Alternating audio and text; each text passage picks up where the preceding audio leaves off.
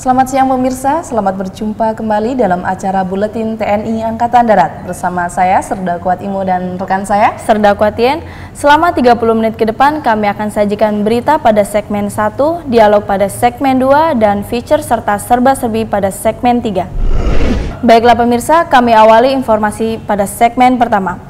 Presiden Republik Indonesia Joko Widodo diangkat sebagai warga kehormatan Pasukan Khusus Tentara Nasional Indonesia dalam upacara militer di Markas Besar TNI Cilangkap, Jakarta Timur, Kamis lalu. Berikut liputannya.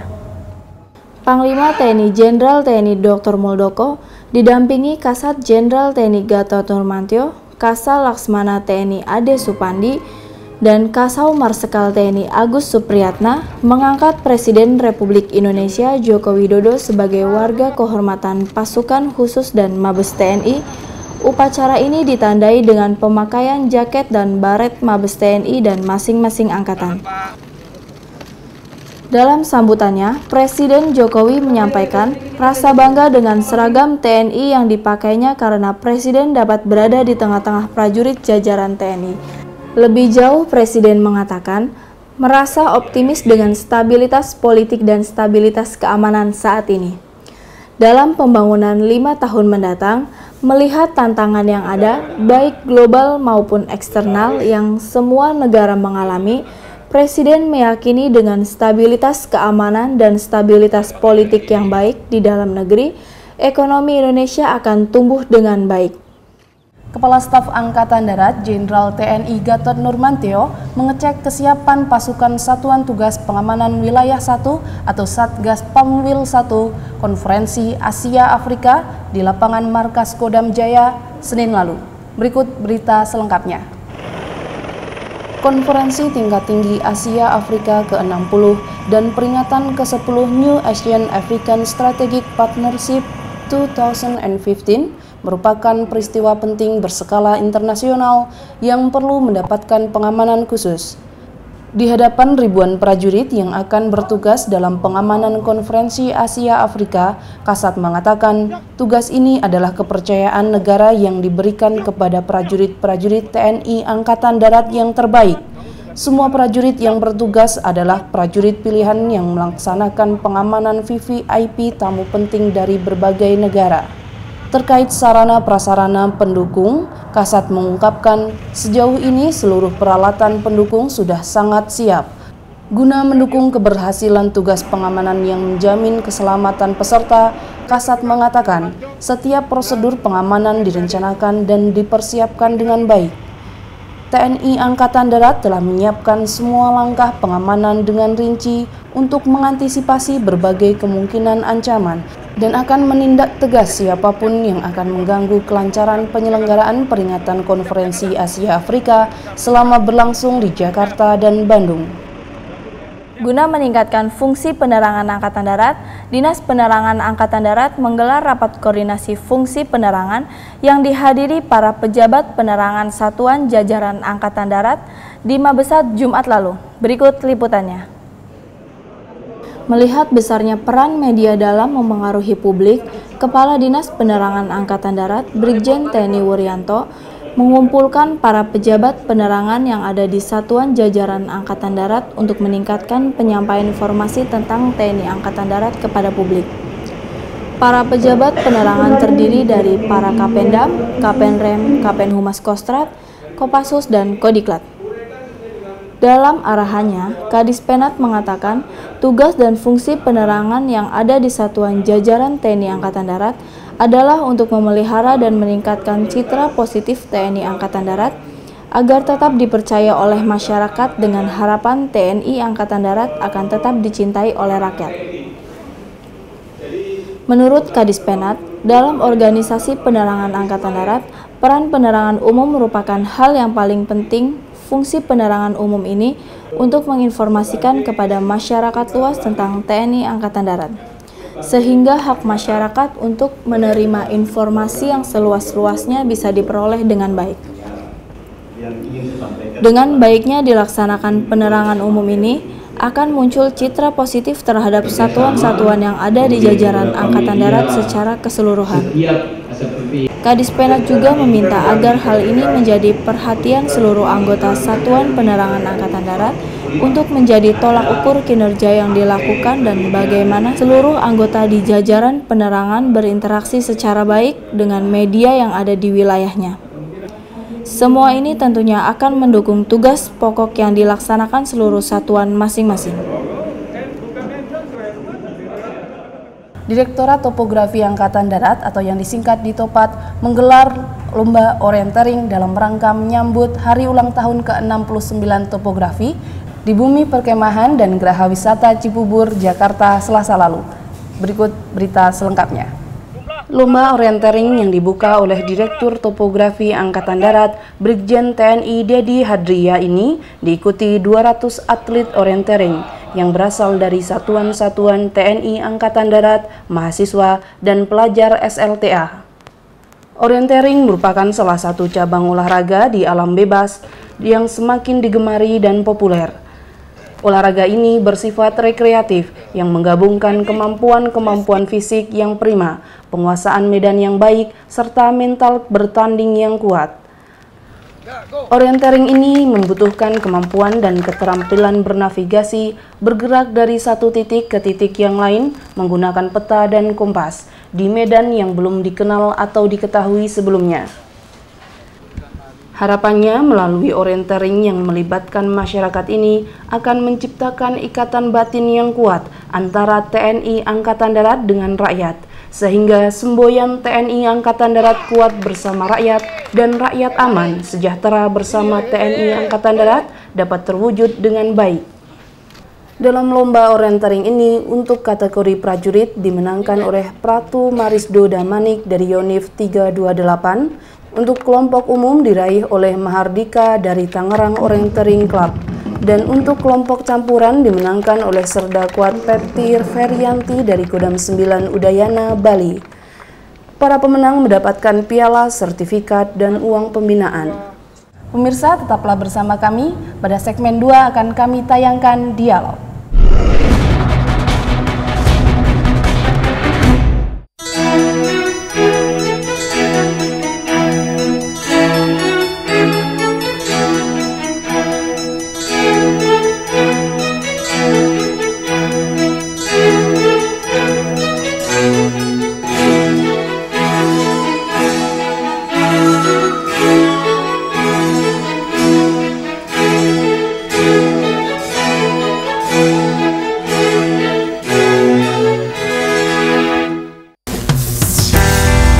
Portal berita antara news.com menyajikan informasi utuh dan kredibel.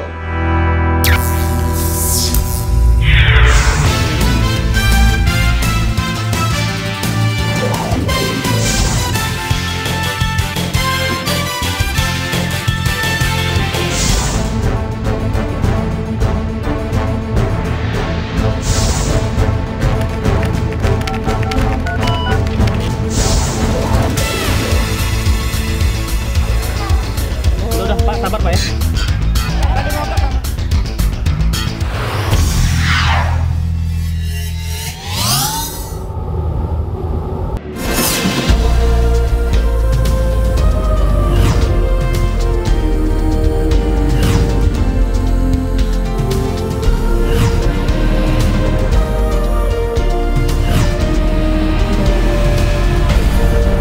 Indonesia, one click away.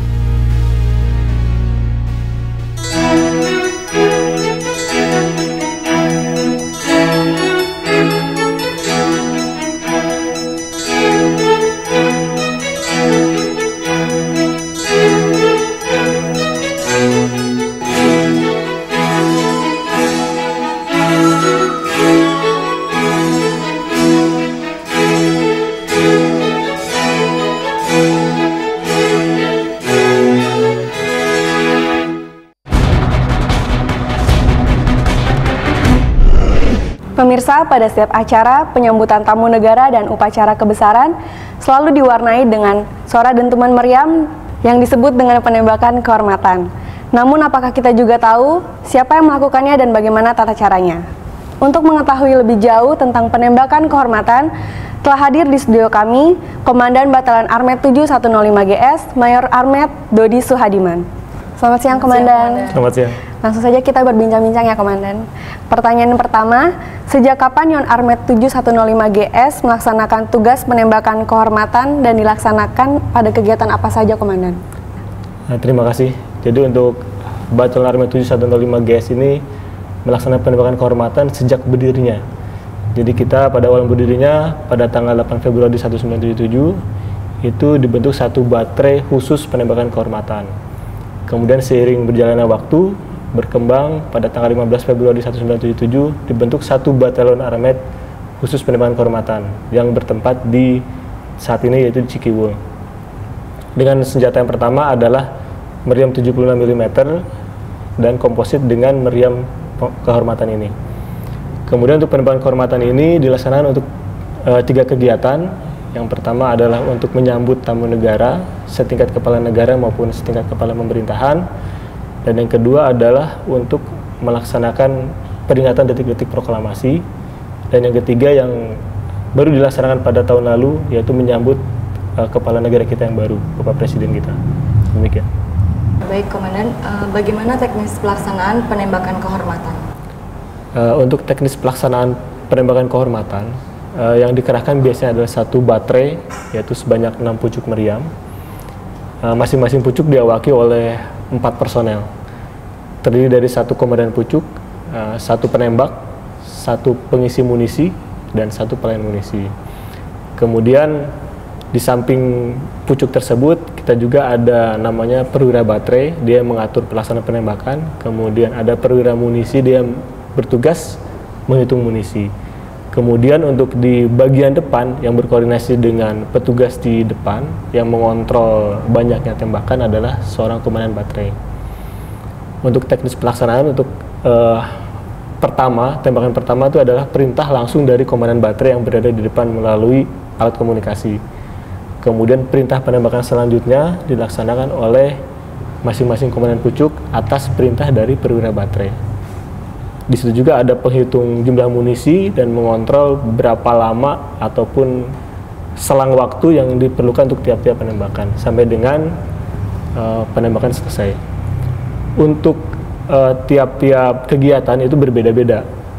Contohnya dalam rangka penyambutan tamu negara yang setingkat dengan kepala negara itu dilaksanakan 21 kali penembakan. Sedangkan untuk tamu negara setingkat kepala pemerintahan itu 19 kali. Dan untuk peringatan detik-detik proklamasi itu 17 kali. Kira-kira demikian. Jenis meriam dan munisi apa yang digunakan dalam pelaksanaan penembakan kehormatan ini, Komandan? Untuk meriam yang digunakan memang meriam khusus. Ini adalah meriam 75 mm buatan Swiss. Kemudian untuk munisi yang digunakan munisi 75 mm buatan Pindad. Baik, Komandan. Bagaimana memelihara dan meningkatkan kemampuan prajurit di Satuan Yon Armet 7-105 GS, baik dalam hal penembakan kehormatan maupun dalam mengawaki alutsista meriam 105 mm GS? Untuk memelihara kemampuan anggota saya, jadi kami melaksanakan kegiatan latihan minimal 1 bulan 1 kali, khususnya pada saat pelaksanaan minggu militer kita sempatkan untuk memelihara kemampuan dalam rangka penembakan kehormatan ini. Sedangkan untuk memelihara kemampuan yang satu lagi, untuk khususnya dalam rangka mengawaki meriam 105 GS, kita mengacu kepada program latihan standarisasi yang sudah ditentukan oleh Pusen Armet selaku LKT kita. Saat menyambut kehadiran Presiden Republik Indonesia Bapak Joko Widodo dan Wakil Presiden Bapak Yusuf Kala di Istana Merdeka Oktober 2014 lalu, satuan ini terlibat dalam pelaksanaan penembakan kehormatan. Bisa diceritakan, Komandan? Betul sekali. Jadi memang pada saat acara penyambutan Bapak Jokowi tahun lalu, itu adalah kegiatan penembakan kehormatan pertama kali dilaksanakan khusus menyambut Bapak Presiden. Jadi satuan kami diperintahkan untuk melaksanakan penembakan kehormatan seperti menyambut tamu negara, yaitu sebanyak 21 kali dentuman dengan teknis pelaksanaan kurang lebih sama seperti menyambut tamu negara. Jadi selama berkumandangnya lagu kebangsaan Indonesia Raya, kemudian sudah diaba-abakan oleh dari depan, dilaksanakan 21 kali dentuman dengan teknisnya sama seperti menyambut tamu negara. Baik, Komandan, terima kasih atas kehadirannya di studio kami. Selamat bertugas dan sukses selalu. Terima kasih. Ya, pemirsa, penembakan kehormatan dilaksanakan untuk mengiringi pelaksanaan upacara penyambutan tamu negara selama dikumandangkannya lagu kebangsaan kedua negara. Sedangkan pada pelaksanaan upacara peringatan detik-detik proklamasi, meriam ditembakkan sebanyak 17 kali selama 1 menit, bersama dengan sirine detik-detik proklamasi berbunyi. Semua itu dilaksanakan oleh Yon Armet 7105 Gerak Sendiri yang merupakan satu-satunya satuan artileri Medan di Indonesia yang mempunyai tugas untuk melakukan penembakan kehormatan tersebut. Pemirsa, demikian segmen dialog kali ini. Tetap di Buletin TNI Angkatan Darat. Pada segmen 3 akan kami tayangkan feature dan serba-serbi.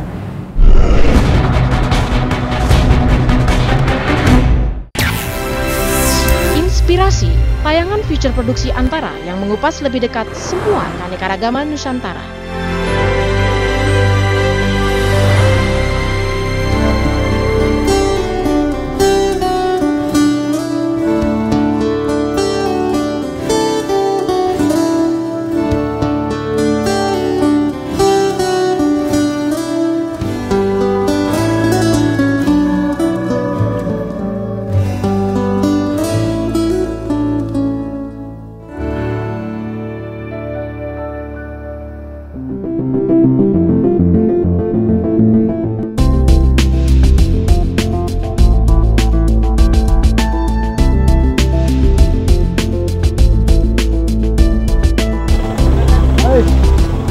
Selamat datang di Kalimantan Barat, satu dari 4 provinsi terluas di Indonesia.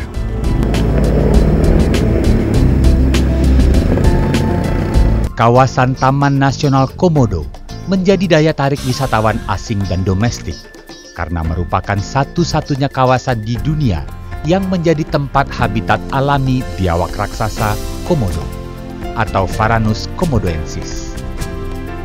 Komodo adalah binatang purba yang kerap disebut sebagai dragon atau naga. Hanya di Taman Nasional inilah hewan ini hidup dan berkembang.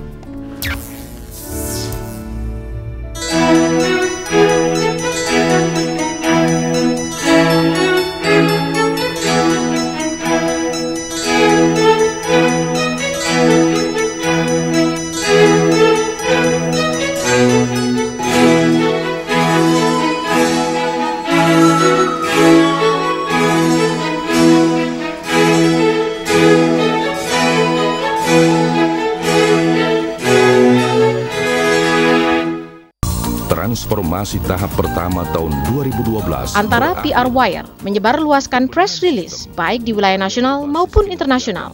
Antara Publishing, unit bisnis Antara yang terpercaya dan siap memproduksi penerbitan dan percetakan. Antara Foto mendistribusi dan mengkoleksi beragam foto berita dan peristiwa.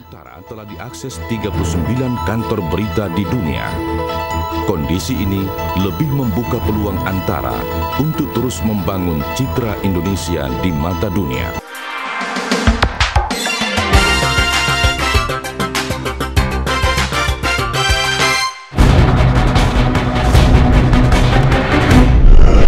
Pemirsa, pada segmen 3 ini kami akan tayangkan feature tentang TNI Angkatan Darat peduli suku anak dalam, serba-serbi tentang ikrar anti narkoba di Sulawesi Tenggara, dan panen perdana varietas padi hibrida di Kuningan, Jawa Barat. Pemirsa, berikut tayangan selengkapnya tentang TNI Angkatan Darat peduli suku anak dalam. Di Provinsi Jambi terdapat sekumpulan orang yang bermukim di dalam hutan. Mereka bisa dikenal dengan sebutan orang rimba, anak rimba, atau suku anak dalam. Salah satu kelompok suku anak dalam yang masih mempertahankan tradisi nenek moyang terdapat di Taman Nasional Bukit 12 di Desa Bukit Suban, Kecamatan Air Hitam. Menyimak berita beberapa waktu lalu, beberapa warga suku anak dalam meninggal disebabkan sakit yang tidak mendapatkan pengobatan secara memadai. Hal ini tidaklah terlalu mengejutkan, karena di budaya suku asli Jambi ini, kalau ada keluarga mereka yang sakit, akan ditinggalkan oleh anggota keluarga lainnya, dengan cara mereka berpindah tempat tinggal. Memperhatikan kondisi seperti itu, TNI Angkatan Darat tergerak untuk memberikan kontribusinya secara nyata dan langsung menyentuh kehidupan masyarakat. Korem 042 Garuda Putih yang membawahi wilayah domisili suku Anak Dalam menyelenggarakan kegiatan bakti sosial untuk membantu dan memberikan manfaat yang sebesar-besarnya kepada masyarakat yang berada di wilayah tugas Korem. Kodim 0420 Sarko yang diwilayahi tugasnya terdapat suku asli Jambi tersebut bersama-sama dengan Pemkab dan Polres Sarolangun menggandeng perusahaan swasta PT Sari Aditya Loka 1 menyelenggarakan kegiatan pelayanan kesehatan gratis dan bantuan sosial yang dikemas dalam bentuk program peduli orang rimba. Jadi kita kan hari ini melaksanakan bakti sosial kerjasama dengan PT Sal, Pemda, Polres. Nanti program ke depan, bagaimana kita menyadarkan mereka sehingga mau bersosialisasi dengan masyarakat yang lain sehingga bisa hidup normal, tidak pindah-pindah, menempati rumah-rumah nanti yang sudah disiapkan, tidak dibuka. Kalau seperti ini terus, mereka tinggalnya di hutan, nyari makan di hutan, sekarang sudah tidak ada hewan-hewan buru, hasil berburu itu, akhirnya banyak yang sakit di hutan. Kalau sudah di hutan, susah terpantau. Nah, makanya ke depan, kalian dengan ada program ketahanan pangan ini, nanti ada Babinsa yang mengajari mereka cara bercocok tanam. Sementara ada satu anggota kami, itu Kopral Kepala Husni itu, dia sama istrinya sering memberikan bimbingan atau pelajaran di sini. Kadang anak suku Anak Dalam ini kalau di kelas-kelas yang sudah disediakan pemerintah tidak mau, akhirnya anggota kita Babinsa yang mengalah belajar di hutan. Dia gantian sama istrinya. Nanti akan kita berikan reward bagi pelajaran tersebut. Kegiatan berlangsung dengan sederhana, namun dihadiri oleh ratusan warga suku Anak Dalam yang mendatangi tempat pengobatan untuk memeriksa kondisi kesehatan mereka. Dari hasil pemeriksaan kesehatan yang dilakukan, tim kesehatan menemukan berbagai penyakit diderita warga suku Anak Dalam. Dan yang terbanyak ditemukan adalah penyakit ISPA. Yang saya dapatkan dari hasil pemeriksaan hari ini ya, jadi event pengobatan gratis hari ini tadi kami dapatkan yang paling banyak ISPA ya. ISPA ini karena mungkin terkait dengan PHBS-nya, perilaku hidup bersih sehatnya itu yang masih kurang. Selain itu Pak? Tadi kami temukan juga penyakit-penyakit kulit. Nah ini hubungannya juga tetap sama ya, PHBS ya, higienisnya masih kurang ini. Di sisi lain, melalui kegiatan program pengobatan gratis ini, dapat meluruskan informasi yang pernah beredar di masyarakat bahwa beberapa orang warga suku Anak Dalam meninggal karena kelaparan. Itu program peduli terhadap suku Anak Dalam. Jadi kerjasama pemerintah Kabupaten Sarolangun, Kodim 042 Sarko, kemudian Kapolres, kemudian PT Sal. Nah hari ini kita serahkan tadi kartu berobat gratis, BPJS-nya ada. Pengobatan gratis hari ini juga alhamdulillah banyak mereka ngerti mau berobat. Warga suku Anak Dalam sendiri mendapatkan pengobatan tanpa dipungut biaya sekaligus bantuan sembako, merupakan hal yang mereka tunggu selama ini. Dan jelas kami terima kasih pada pemerintah ataupun PT Sal yang memberikan istilahnya meringankan tangan kepada warga kami. Terima kasih besar. Inilah yang kami tunggu-tunggu selama ini, kayak inilah.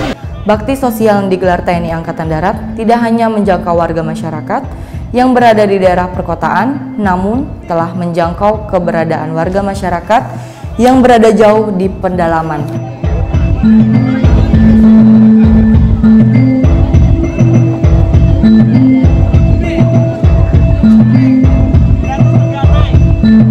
Ya, tingginya jumlah pengedar dan pengguna narkoba mendapat perhatian khusus dari jajaran Komando Resor Militer 143 Haluoleo. Guna mencegah peredaran narkoba di Provinsi Sulawesi Tenggara, digelar upacara pembacaan ikrar anti narkoba Senin lalu. Upacara pembacaan ikrar anti narkoba dipimpin Gubernur Sulawesi Tenggara H. Nur Salam, dihadiri jajaran kepolisian, perwakilan elemen masyarakat, dan perwakilan Muspida.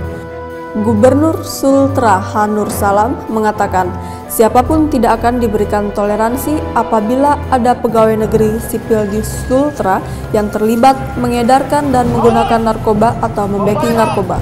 Menolak dan tidak terlibat dalam segala bentuk peredaran dan penyalahgunaan narkoba.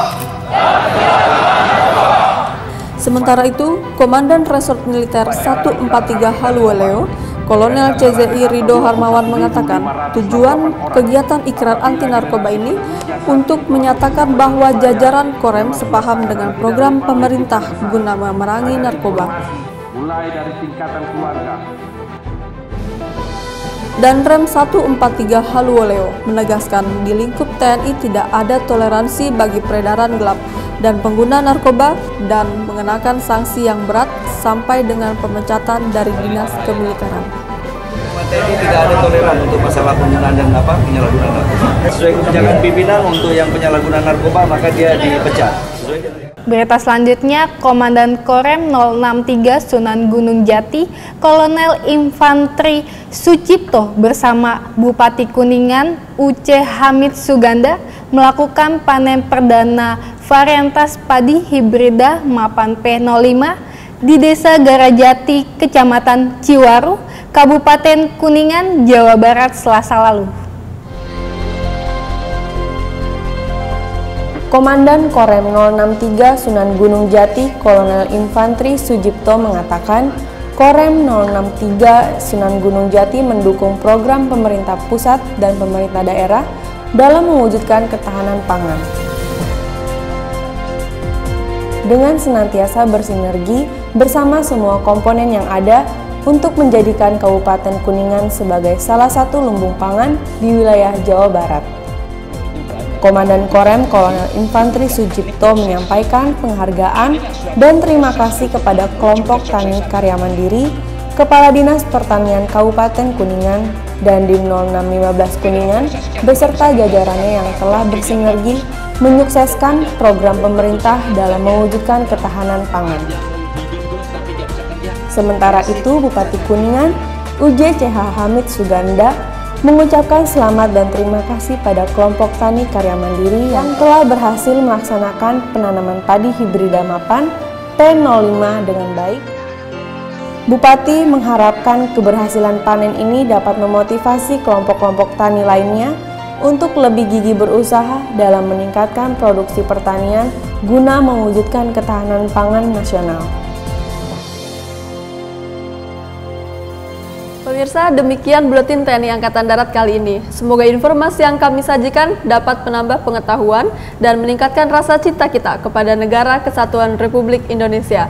Saya Serdakwat Ria Iskandar. Dan saya Serdakwat Lydia. Terima kasih, kami pamit undur diri. Sampai jumpa Senin depan. Salam.